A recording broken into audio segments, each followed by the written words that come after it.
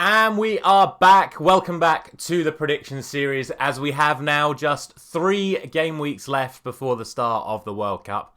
And a reminder that I will be uploading daily during the World Cup like I did during the Nations League and during the Women's Euros. It's going to be a great couple of months on the channel, so make sure you are subscribed so you don't miss out on any of that.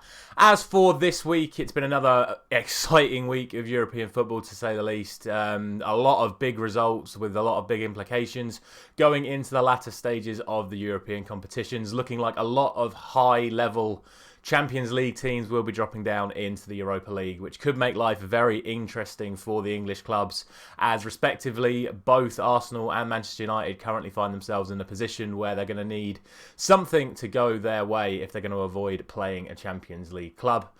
As for the usual process, let's get into it right now. So we're going to run through all of the results from last week, tally up our points, and then do the predictions for the upcoming game week. Drop a like if you are enjoying this series, and let's get into those results. So these were the games that I went for last week, and I have to start with an apology to Nottingham Forest fans, who I gave you pretty much no chance last week. I think I probably said at the end that I could see it happening maybe, but I really didn't give Nottingham Forest a lot of a chance last week. So apologies for the insult there, because as you can see there is Nottingham Forest's win against Liverpool. It wasn't really a good week all round for me. A lot of the results didn't go my way, although I would say there were some major upsets. Leicester particularly winning 4-0 away at Wolves I thought was a massive shock. Not going to complain too much about the Villa result, the Arsenal result, or even the Tottenham result. I think those are all justified based on the game and based on current form. So I'm not going to besmirch any of them, but thankfully we were able to get the Monday night score correct with that 2-0 win for West Ham over Bournemouth, which salvaged my week really, giving me a game week score of 6, which now pushes the season total up to 80. Not the best. It would be nice if we could get over 100 by the time the World Cup comes around. So 3 game weeks left to get 20 points. That should be realistic. Hopefully we can get to even more than that. And let's start by going into game week 14's fixtures and seeing how many points we can pick up there. So we start with the Saturday lunchtime game. It is Leicester up against Man City. And based on form, you'd say this is a pretty routine win for Manchester City. However, Leicester are a bit of a bogey team for Man City over the course of the last few years under the Pep Guardiola era. Leicester have really done some serious damage, and normally Jamie Vardy ends up scoring against Manchester City as well. So I don't think this is as cut and straight as it should be, but you would still expect Man City to win on their current run of form. So I am going to go for a Man City win. I am going to go for 3-1. I do think Leicester are more than capable of scoring at least once against Manchester City, especially the fact that they've not particularly been defending great over the last few weeks. I feel like the Trossard goal last week in particular was not a very good goal to concede.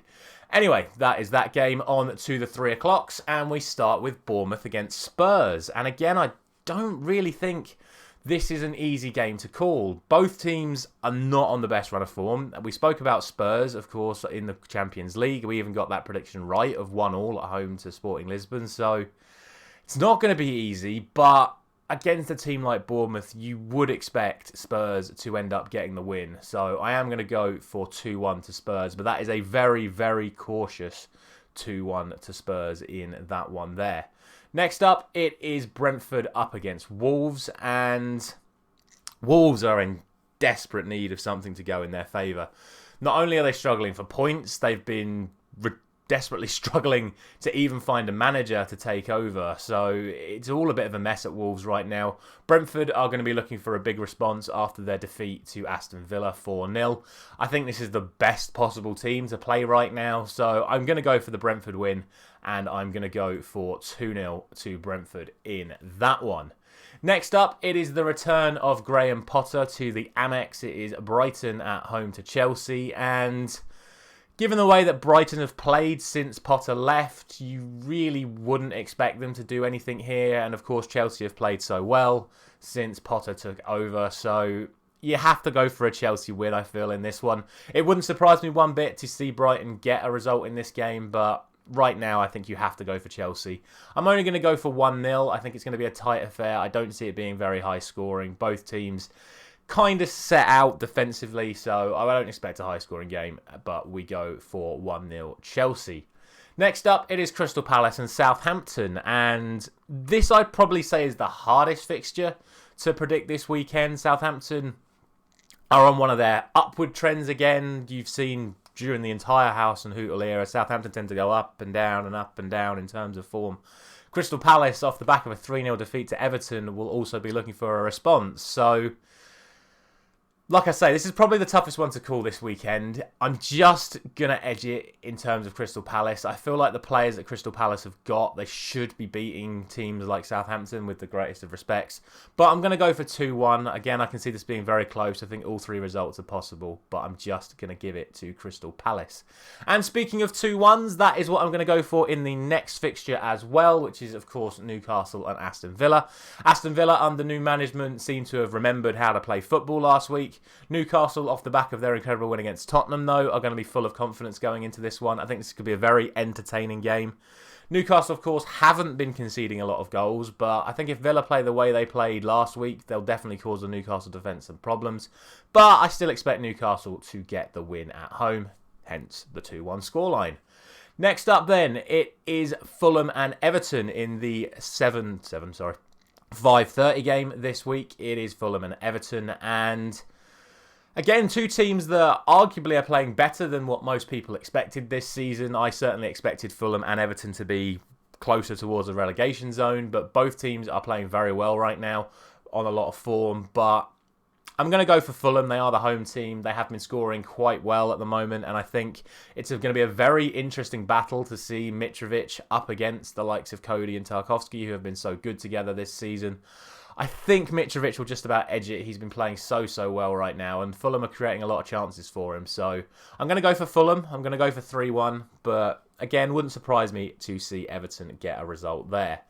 The final game of Saturday, which is a 7:45 game, not something you see very often on a Saturday, it's going to be Liverpool up against Leeds, and if you were going to pick an opponent for Liverpool to play right now, you'd pick Leeds. Leeds have not won in 8. Liverpool have still been attacking reasonably well. They've just not been scoring the goals you'd normally expect of them.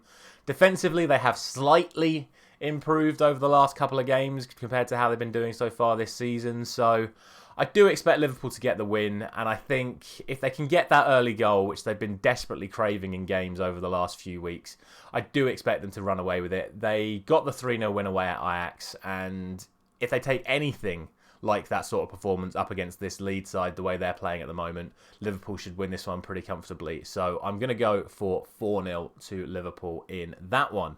And speaking of Liverpool, it is their opponents who beat them last week coming up against Arsenal. It is Nottingham Forest, and this is a really interesting one because Arsenal now come off the back of drawing to Southampton and losing very comfortably to PSV last night. Granted, it was half of a reserve team. And Nottingham Forest come into this off the back of outplaying Liverpool. So this isn't as easy as it may seem. I expect Nottingham Forest to cause Arsenal some problems, but not enough to get the job done, given the fact that Arsenal are still top of the league. And even though it's been a rough couple of weeks, I think this is a fixture they should be winning.